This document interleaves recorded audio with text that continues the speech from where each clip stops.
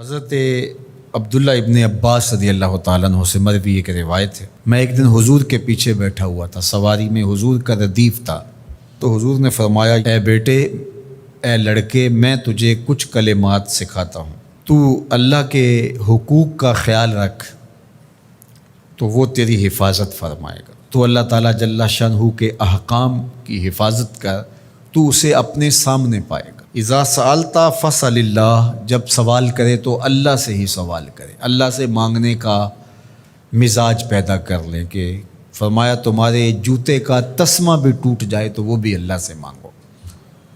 ضرور بازار میں جاؤ دکاندار سے، لیکن حقیقی طلب اللہ سے ہونی چاہیے۔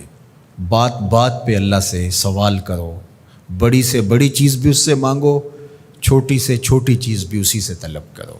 ہماری ساری ضرورتوں کا کفیل ہمارا رب، ہمارا مالک ہے۔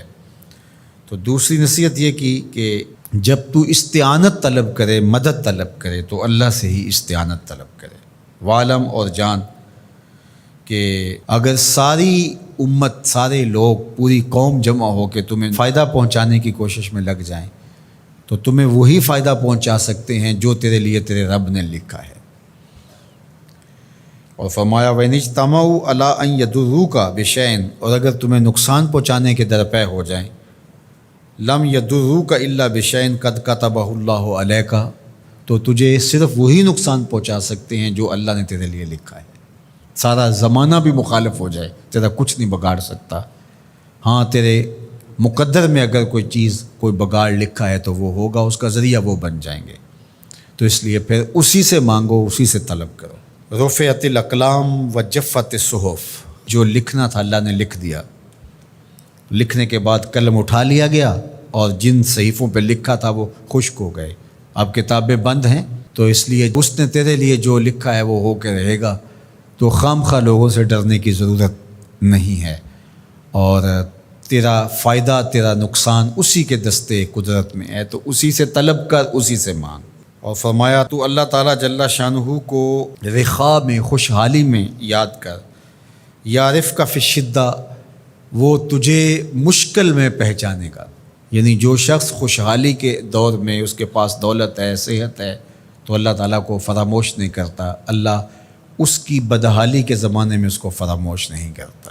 وعلم، اور جان، ان النصر مع الصبر، کہ جو مدد ہے وہ صبر کے ساتھ آتی ہے۔ وان الفرج مع الکرب، اور کشادگی جو ہے وہ مشکل کے ساتھ آتی ہے۔ وان مع العسر یسرا، اور سہولت جو ہے وہ مشقت برداشت کرنے کے بعد آتی ہے۔